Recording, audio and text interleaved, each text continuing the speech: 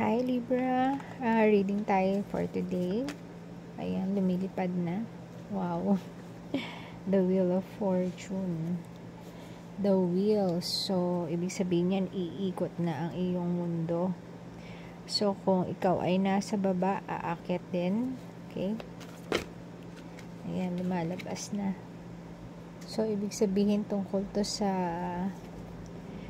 kung sino man ang iyong favorite person ngayon. Page of Wands. Okay. So, mukhang bago. Lumalabas talaga. Eight of Pentacles. Mukhang busy ka sa iyong maybe project. Pwedeng business or kung ano man. Ayan. For long term, mahilig kang plan for the future. So, yan ang ayan. King of Wands.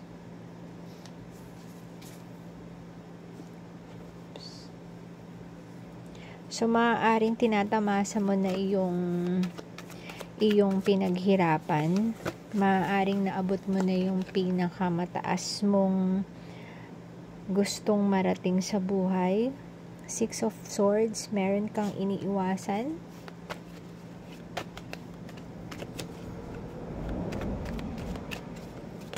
Yung iba naman sa inyo, literal na baka nagta-travel. Ayan, Libra. Or yung iba parang may phase na pinagdadaanan. Five of Pentacles.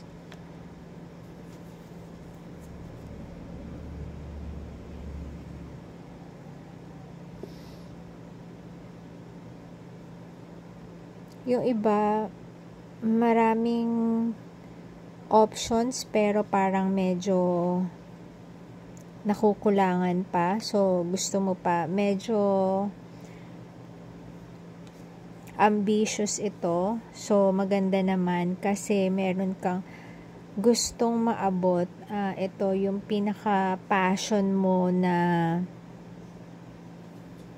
maaaring dream mo na hindi mo masabi, kinikip mo lang sa sarili mo yung dream na to.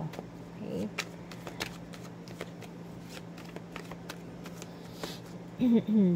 So, tingnan natin. Ayan. Moon. Okay, outcome. So, parang tinatago mo to, sinasarili mo, maaaring kung ano man to, mukhang love connection to, clarify natin mamaya. Pero yung outcome, mukhang winner ka, okay? Empress. Lahat ng meron ka ngayon,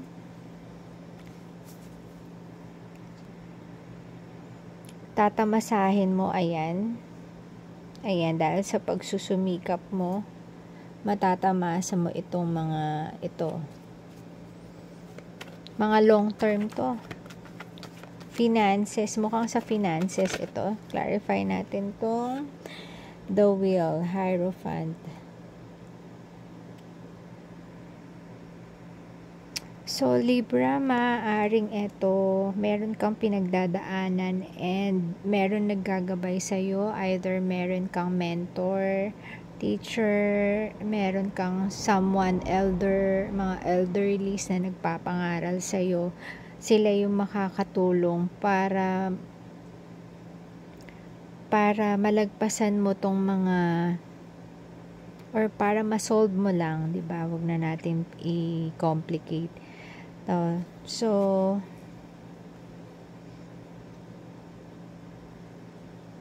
ayan, yung iba sa inyo,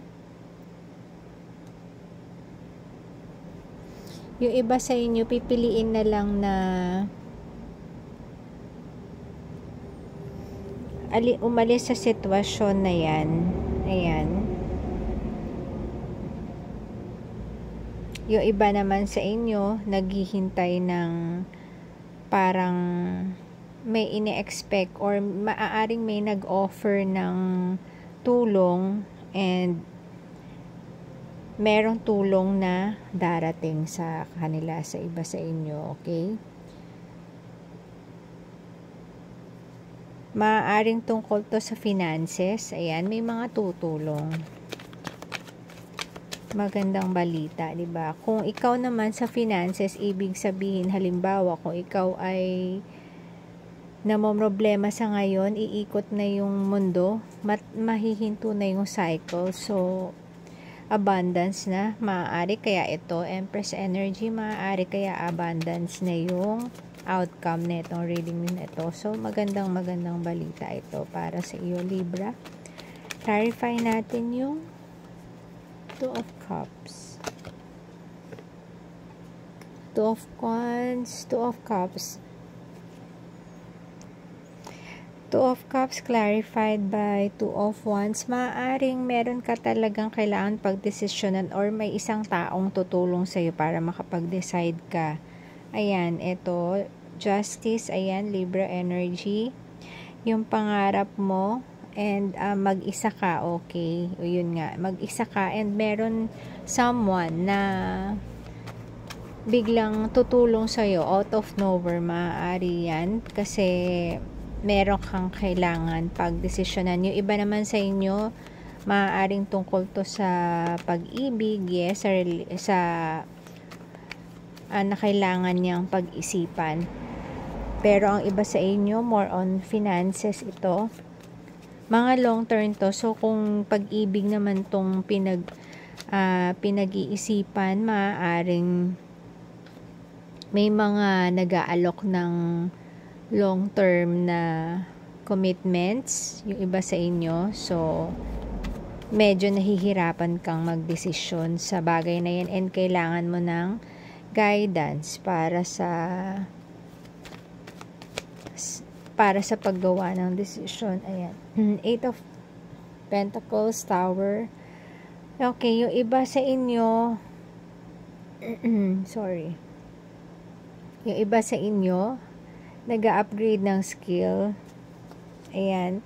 So, may nangyari, maaaring iba sa inyo yung work, yung project, yung business, medyo hindi maganda ang outcome. So, magde-decide ka na mag-upgrade ng either skill mo, or maaaring magdagdag ka ng small business on the sides, mga sidelines, ayan.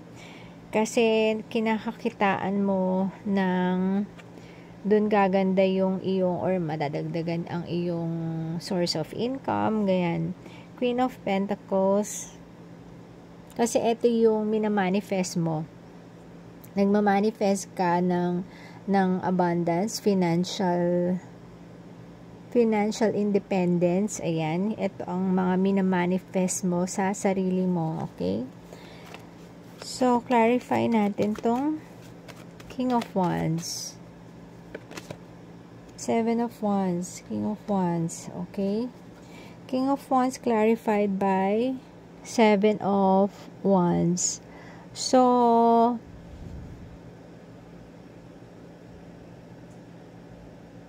Seven of Wands, may nire-resist kang tao.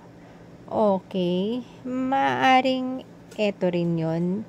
Maaring may mga guides sila na hindi fit dun sa iyong gustong gawin, or kung saan ka passionate about. So, ayaw mong tanggapin yun. So, hindi ka naniniwalang magiging solution yun dun, or magiging help.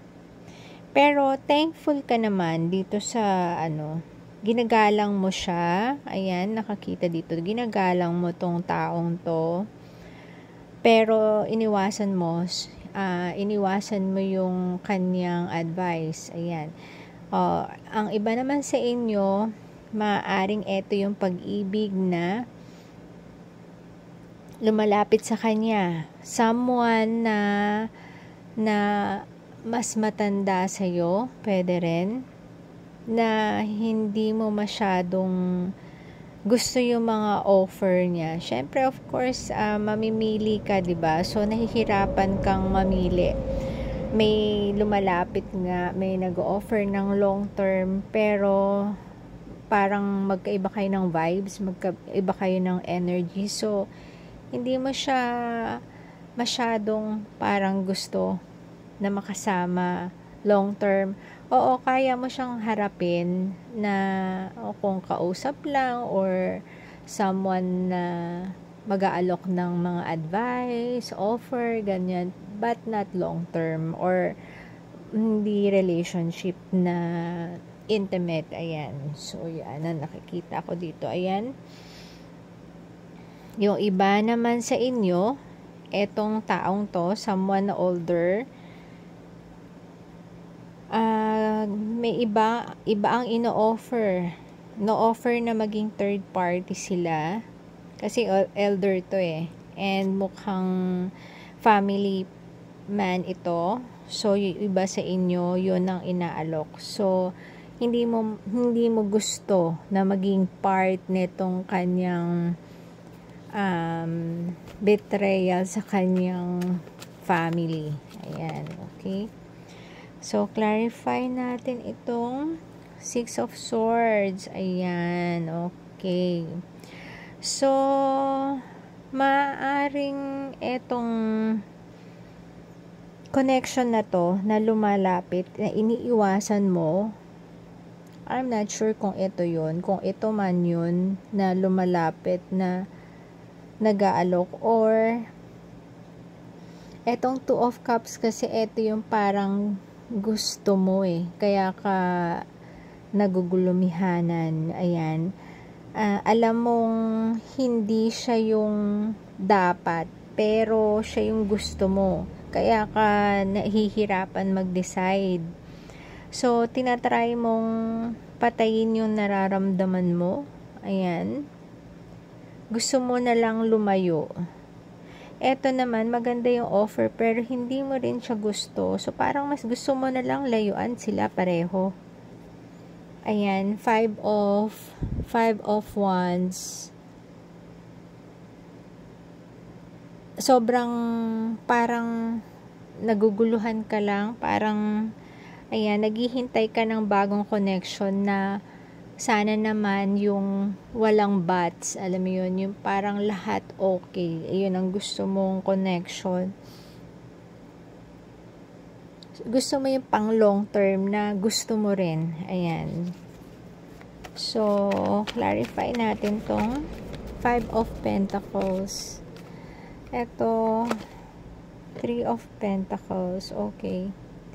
Yung Five of Pentacles, nakukulangan ka sa maaaring sa connection na ito. Naguguluhan ka. So, mag-a-ask ka sa iyong mga circle of friends or kung sino yung mga pinagkakatiwalaan mo. Ayan. So, naguguluhan ka kasi etong binubuo mong either career, business, hindi maganda yung outcome. And so, parang eto naman, yung mga connections na to, magkaiba, very opposite sila. So, naguguluhan ka, gusto mo na lang umiwas, pero alam mo kailangan mong mag-decision. So, lalapit ka sa mga friends mo na, or ka-close mo para makapagbigay sila ng advice sa'yo. Ayan. Kasi parang naguguluhan ka, hindi mo makuha yung gusto mo sa isang tao lang, alam mo yun, nakukulangan ka sa kanila, may kulang. Ayan, King of Swords, so maaaring iwasan mo sila pareho. Ayan. So, eto, may mga kinakatakot ka. Clarify natin tong Moon. Ayan, may kinakatakot ka pagdating sa relationship or sa maaaring sa love.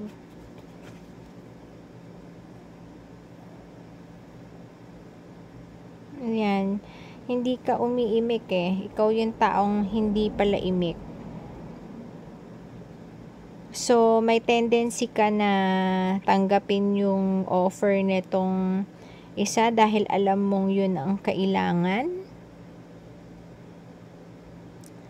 Or siya ang kinakakitaan mo ng determination. Siya yung determined na tao na talagang lumalapit sa'yo. Pero nag-iisip ka kasi etong taong to, either ayaw mo siya or either gusto kang gawing third party, kaya ayaw mo. Empress, ayan. So, ito yung magiging outcome sa connection na to. Ayan, okay. Maganda naman. So, ikaw, magmo-move forward ka. Lalayo ka na lang, mag-hermit mode ka. Ibig sabihin, lalayo ka na lang mag-isa. And mag-go with the flow ka. Ayan, mag-go with the flow ka. I-surround mo yung sarili mo sa mga kaibigan mo. Ayan, and magfo-focus ka sa sarili mo na maging abundant ka. Kung ano man yung mga kailangan mo, yun ang i-work mo. Ayan, yun ang magiging outcome nito. Okay. So, final message. Ayan. 10 of Swords.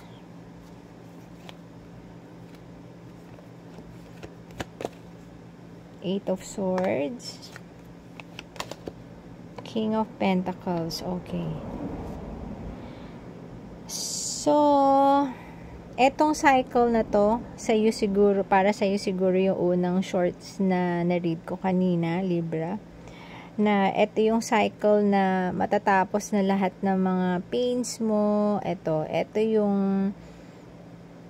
yung gusto mong mangyari. Ito yung pinagpipray mo. Ayan, maaaring ito yung gusto mo sa loob-loob mo. Ayan.